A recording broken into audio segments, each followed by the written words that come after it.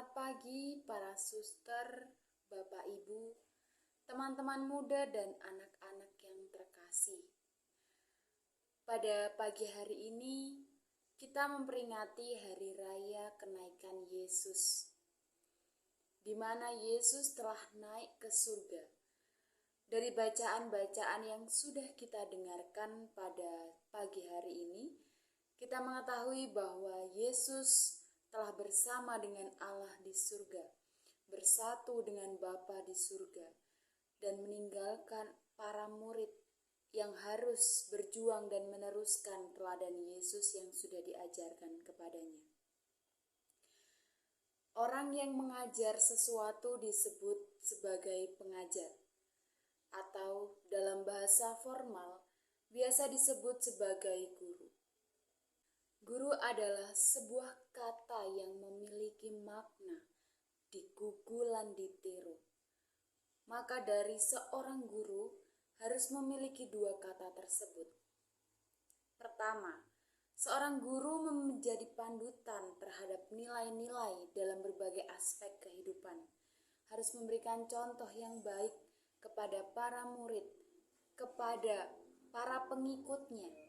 Harus menjadi teladan yang baik dalam perilaku ataupun tata bicaranya. Seorang guru juga harus memiliki pengetahuan yang luas, memiliki wawasan yang tinggi, harus memiliki keunggulan moral, karakter luhur, pengetahuan, kecerdasan intelektual, pengetahuan yang baik dan benar, karena menjadi acuan seorang murid terhadap guru. Dalam Injil hari ini, ada beberapa pesan Yesus sebelum naik ke surga. Yesus membina para muridnya setelah kebangkitan sebagai suatu rangkaian wafat, bangkit, kemudian naik ke surga. Sebagai suatu misteri yang tidak pernah menjadi bayangan dalam pikiran seorang murid, maka menampakkan terus-menerus. Pada waktu akan naik ke surga, Yesus memberikan beberapa perintah.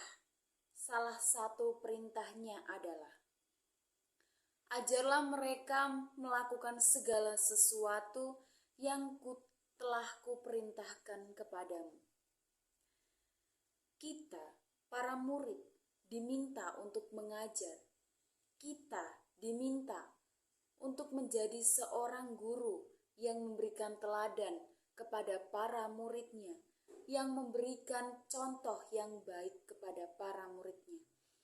Karena menjadi seorang guru adalah menjadi acuan yang akan dilihat, yang akan dicontoh oleh para murid-muridnya. Begitu pula yang telah dilakukan Yesus sebelum ia naik ke surga.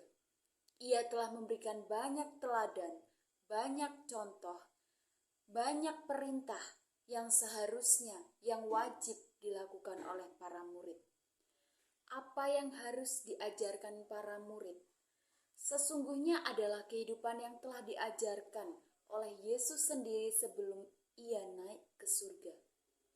Yaitu Yesus bagaimana ia berkarya, membawa tahun rahmat Tuhan, melalui perkataan, perbuatan, serta bagaimana Yesus wafat, bangkit dan naik ke surga sebagai suatu rangkaian perjalanan hidup yang telah Tuhan berikan. Yesus sendiri memberi contoh bagaimana menjadi pribadi dan menjadi anak-anak Allah yang berkenan kepadanya.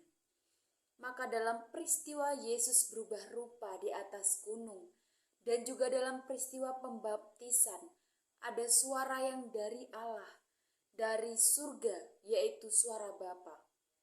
Dengarkanlah dia yang kepadanya aku berkenan. Inilah anakku yang terkasih, dengarkanlah dia. Maka dengan karyanya, Yesus menyelamatkan mereka yang membutuhkan.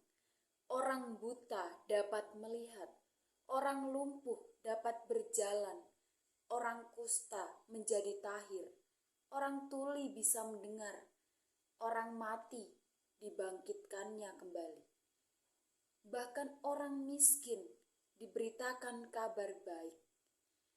Itulah jawaban Yesus kepada murid-murid Yohanes yang bertanya, "Apakah engkau Mesias?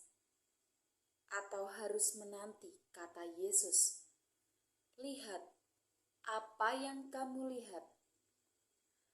Apa yang kamu dengar? Katakan kepada Yohanes, dan itulah bukti tempat bagi mereka yang percaya kepadanya." Sebagaimana diamanatkan Yesus sebelum ia wafat, "Di rumah Bapakku banyak tempat tinggal. Jika tidak demikian, tentu aku mengatakannya kepadamu, sebab aku pergi ke situ untuk menyediakan tempat bagimu." Maka Yesus juga mengajak kita pergi ke rumah Bapa, dan ia telah mendahului kita dan menyiapkan kita tempat di sisi kanan Bapa. Itulah makna dari sebuah kebangkitan Yesus. Yesus naik ke surga untuk menyiapkan tempat untuk kita semua. Hidup Yesus adalah isi dari ajaran sejati. Kira-kira apa yang harus digugulan ditiru dari sosok Yesus? Di mana kita mengikuti jalan hidupnya yang benar dan memberi kehidupan karena ia telah jalan, kebenaran, dan kehidupan. Saudara-saudari yang terkasih, maka pada hari ini kita diingatkan akan perutusan dari anugerah sakramen baptis kita, yang salah satunya adalah menjadi guru, nabi, dan raja. Imam yang berarti pengudusan, nabi yang berarti mewartakan, dan raja yang berarti memimpin. Yaitu menjadi pribadi yang digugu dan ditiru dalam soal iman kepada Tuhan dan komitmen kepada gereja. Maka teladan itulah yang telah dilihat oleh orang lain, oleh orang-orang dekat yang dengan kita, oleh orang-orang sekitar kita. Bagaimana kita memberikan contoh kepada mereka, bagaimana kita belajar menjadi seorang guru yang baik untuk murid-murid kita. Oleh sahabat kita, oleh teman kita, bahkan oleh kerabat kita. Maka jangan sampai kita memberikan hal-hal yang tidak baik, memberikan teladan yang tidak baik kepada para murid. Karena Yesus sendiri mengajarkan melalui banyak mukjizatnya, banyak pengajarannya. Disitulah kita turut ambil bagian kalau kita memberi contoh yang baik kepada para murid dalam tugas pengajaran yang dititipkan oleh Yesus. Ajarlah mereka melakukan segala sesuatu yang telah kuperintahkan kepadamu itu, yaitu kasihilah seorang akan yang lain. Dan ajarlah Yesus sekali lagi, ajaran yang diberikan, yang dicontohkan kepada kita. Bukan semata dengan kata-kata, tetapi juga dengan contoh hidup yang nyata. Pelayanan di bidang pengajaran, pendidikan, kesehatan, pengembangan hidup rohani, pelayanan sosial, kreatif adalah wujud konkret dari kehidupan yang digugulan ditiru.